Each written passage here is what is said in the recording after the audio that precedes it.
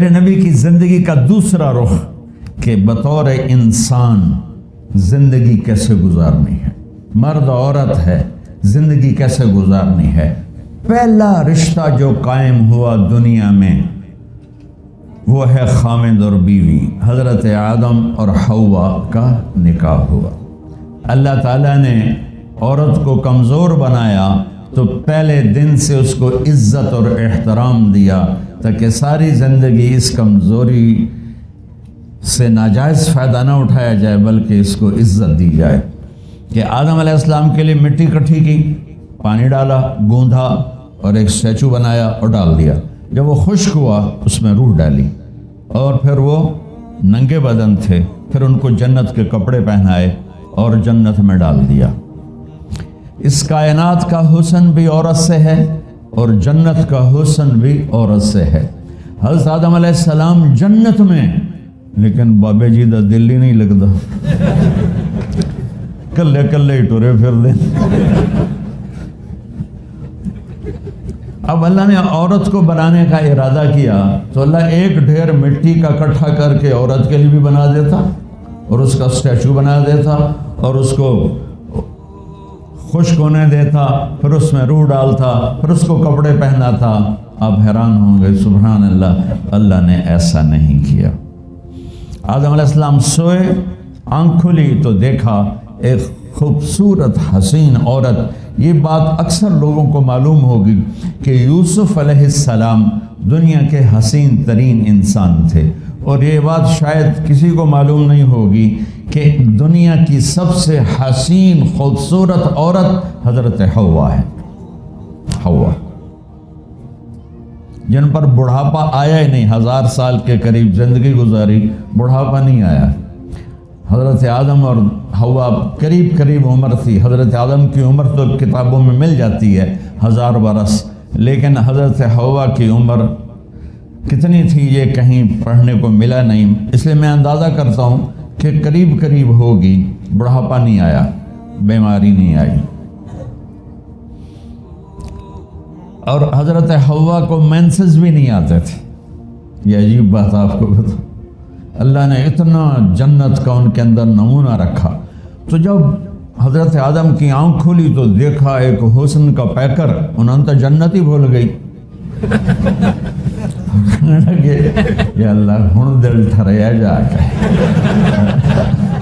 چل یا لے کون ہے کہ تیری بیگم، واہ جی واہ، موجاں ہی موجاں۔ تو اللہ تعالیٰ نے نکاح پڑھایا، سبحان اللہ۔ اپنے نبی کی شان دوبارہ سنو تو اللہ نے کہا آدم اپنی بیگم کا مہر ادا کرو۔ تو وہ پوچھنے لگے کیا مہر ہے؟ دیکھو ایک بات سنو، مہر کسی کی بیٹی کی قیمت نہیں ہوتی۔ $1 ہو یا $1 ٹریلین ہو، بیٹی کی کوئی قیمت نہیں ہوتی۔ یہ ایک نشان ہے کہ اس بچی پر اب یہ جو خامد ہے وہ موت تک خرچہ اس کے ذمہ ہے، بیوی کے ذمہ خرچہ نہیں ہے۔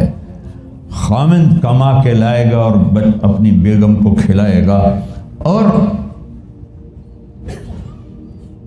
بیوی گھر کی ذمہ داری نبھائے گی۔ تو خیر وہ الگ بات چلی جائے گی۔ اللہ تعالیٰ نے کہا کہ مہر ادا کرو۔ کہا جی کیا مہر ہے؟ تو میرے اللہ نے کہا تیری نسل میں میرا آخری نبی آئے گا، اس پہ ایک دفعہ درود پڑھ دے، یہ مہر ہے۔ اچھا، شروع دن سے ہے کہ میں نے قبول کیا۔ قبول کیا کا مطلب ہے کہ میں اس لڑکی کو قبول کر رہا ہوں، اس کی کمیوں کے ساتھ بھی خوبیوں کے ساتھ۔ اور جب لڑکی کہتی ہے سائن کرنا قبول کیا ہے، یا زبان سے کہے قبول کیا ہے، تو یہ اس بات کی گارنٹی ہے کہ میں نے اپنے اس لڑکے کو خامد ہونے کے طور پہ قبول کیا، اس کی کمیوں کے ساتھ بھی، اس کی خوبیوں کے ساتھ بھی۔ اور جو ہی شادی ہو کر ڈولی سسرال کے گھر جاتی ہے تو ٹیسٹ شروع ہو جاتا ہے، کی کر دیے، باندھی کے میں، اٹھیں دی کے میں، بول دی کے میں۔ اور اس میں بہت زیادہ نیگیٹو کردار ہے سسرال کا. کئی لڑکیوں کا چونکہ ہم نے اپنے نبی کی زندگی نہیں قبول کیا. یہ واجب ہے کہنا قبول کیا کہ جس میں پیغام ہے کہ اب میں اس کی میں کوئی کمی ہے وہ بھی قبول کروں گی, کوئی خوبی ہے تو سر ماتھے پر. اور لڑکا کہتا ہے کہ میں اسے قبول کرتا ہوں, اس کی خوبیوں کے ساتھ بھی کمیوں کے ساتھ بھی. یہ بات یاد رکھنا, پرفیکشن کبھی تلاش نہ کرنا, پرفیکشن کبھی تلاش نہ کرنا. اللہ نے 100 نمبر نہیں مانگے, 51, ایک نمبر اوپر ہو گیا. گناہ تمہارے 50 ہیں اور نیکی تمہاری 51 ہے, تو اس ایک پر ہم تمہیں جنت میں ڈال دیں.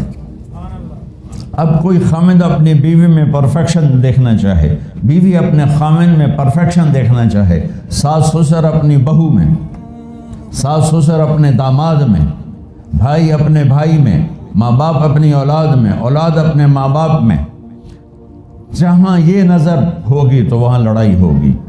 کمیوں کے ساتھ قبول کرو. قبول کا لفظ اتنا واجب ہے, تھوڑے ڈر تو پھر بہ گئی نا.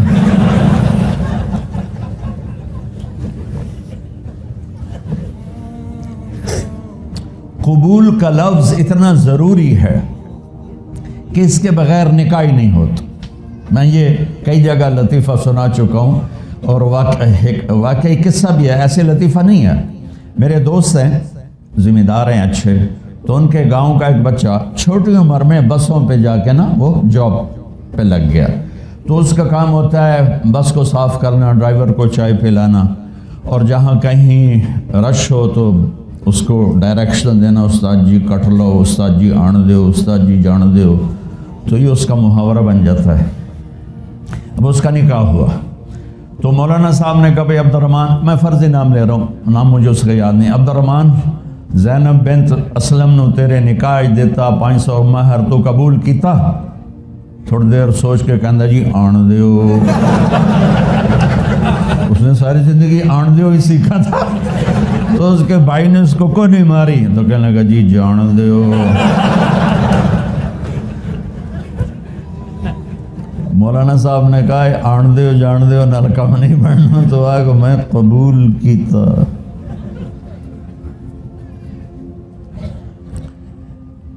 یہ بھی صحیح واقعہ سنا رہا ہوں.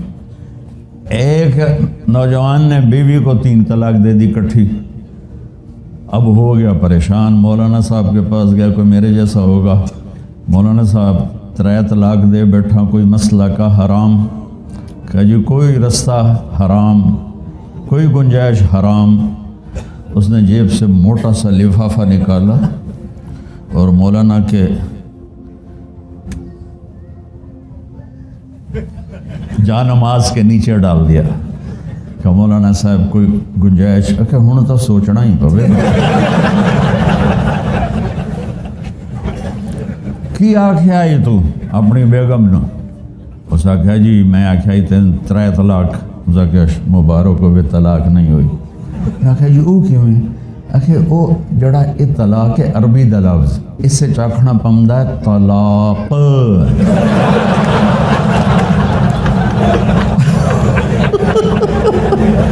آپ کو صحیح واقعہ سنا رہا ہوں. تو تم نے تو چھوٹے کاف کے ساتھ کہا ہے طلاق, او کاف تو کتے آلا ہے.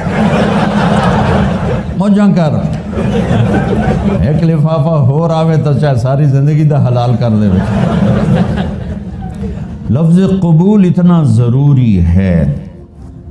تو میرے نبی نے 11 شادیاں کی, اللہ کی قسم شوق کی نہیں. ما تزوجت وما زوجت الا بوحی من السماء نزل به جبریل.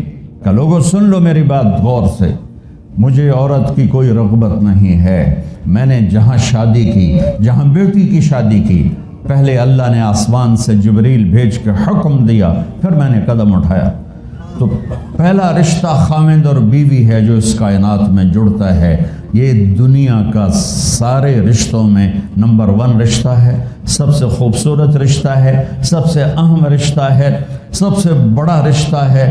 والدین کے لیے چند آیات ہیں، اولاد کے لیے چند آیات ہیں، بہن بھائیوں کے لیے چند آیات ہیں، خاوند اور بیوی کے لیے سینکڑوں آیات ہیں، سینکڑوں. تو اگر آپ اپنے گھروں میں کامیابی دیکھنا چاہتے ہو، اپنے گھر کو ہاؤس کی بجائے ہوم دیکھنا چاہتے ہو، خوشی کا اگر آپ اسے گہوارہ بنانا چاہتے ہو، اللہ کی قسم ڈگریوں سے نہیں ہوگا، محبت سے ہوگا.